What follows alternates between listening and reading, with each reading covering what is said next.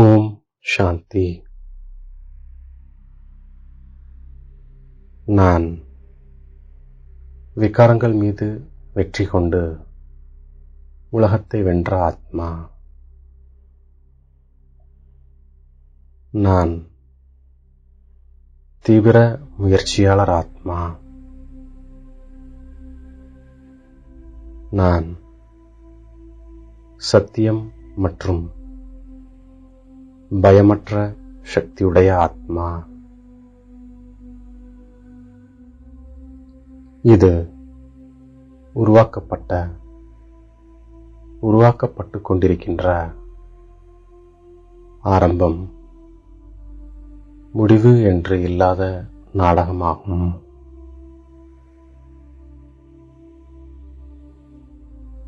இந்த நாடகத்தில்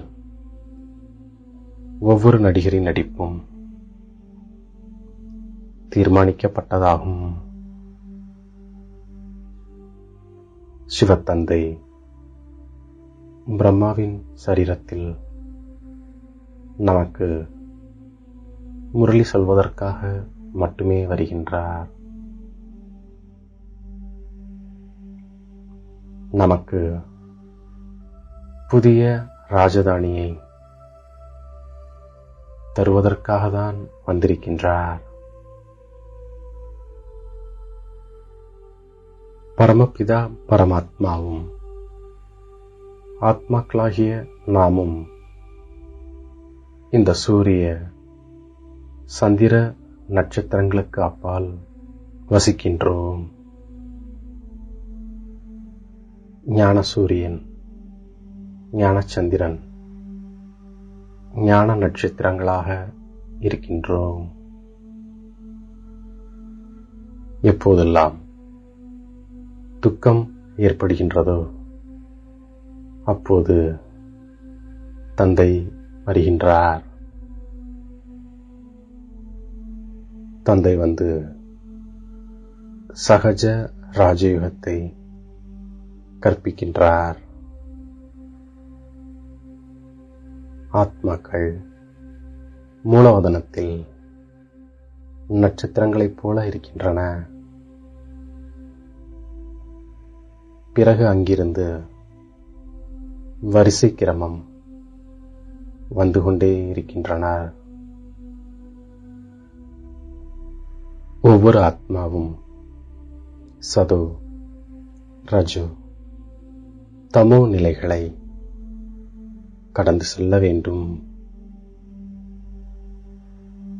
தந்தை தேவி தேவதா தர்மத்தை ஸ்தாபனை செய்கின்றார்.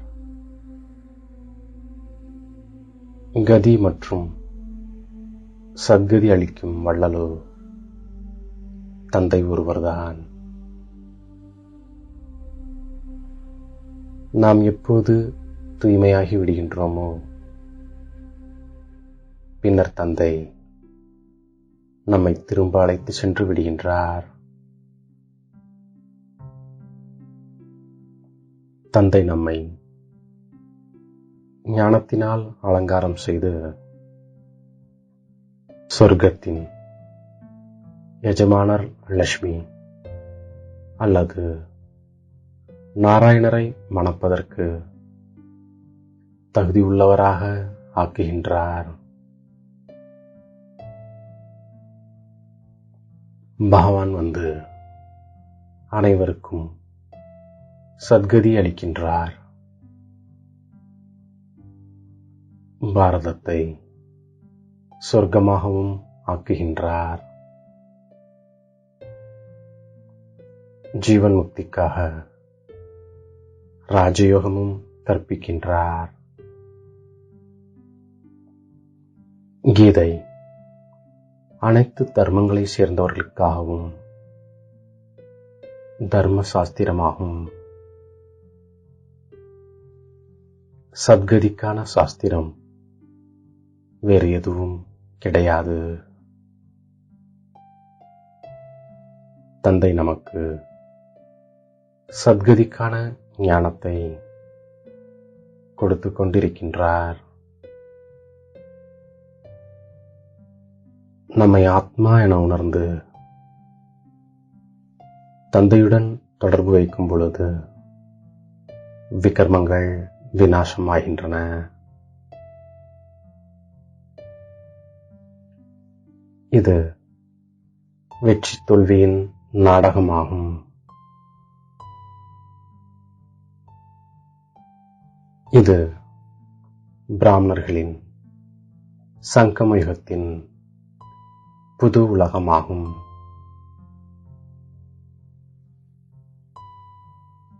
தூய்மை என்பது இல்லாமல் ஒருபோதும் தாரணை ஆகாது.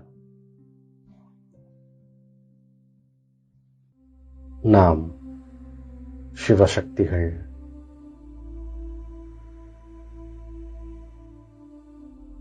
நாம் முழு உலகத்திற்கும் சத்கதி அளிக்கக்கூடியவர்கள்.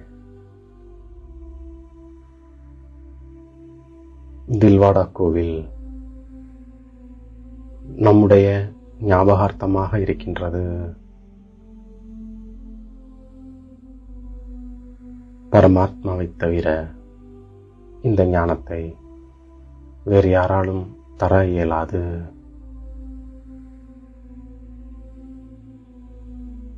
தந்தை எப்படி கல்பத்திற்கு முன் சகஜ ராஜயோகம் கற்பித்தாரோ அப்படியே இப்போதும் கற்பித்துக் கொண்டிருக்கின்றார். என்னென்ன நடிப்பு இப்போது நடைபெறுகின்றதோ கல்ப கல்பமாக அதுதான் நடைபெறும். தந்தை இப்போது வழிகாட்டியாகி இங்கே வந்திருக்கின்றார்.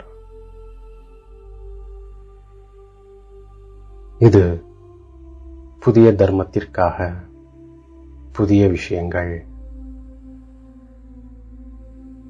ஞானமும் புதிதாகும்.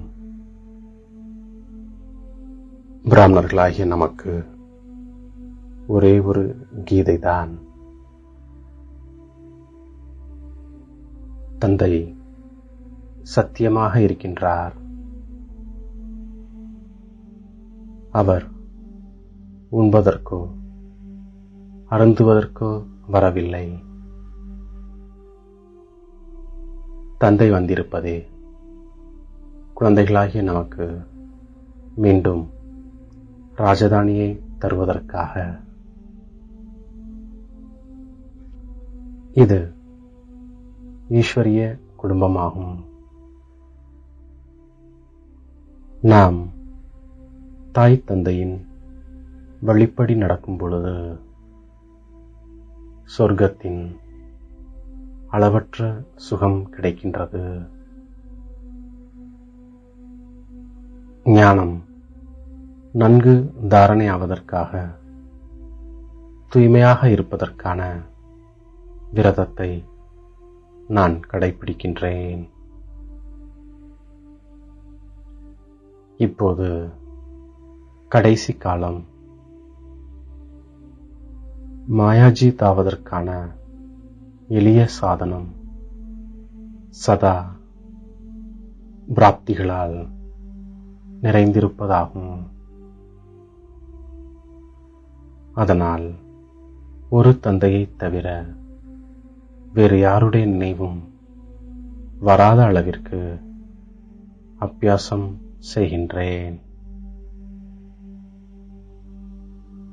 ததீட்சி முனிவர் போல் சேவை செய்து கொண்டே நான் விகாரங்கள் மீது வெற்றி கொண்டு உலகத்தை வென்றவனாக ஆகின்றேன்.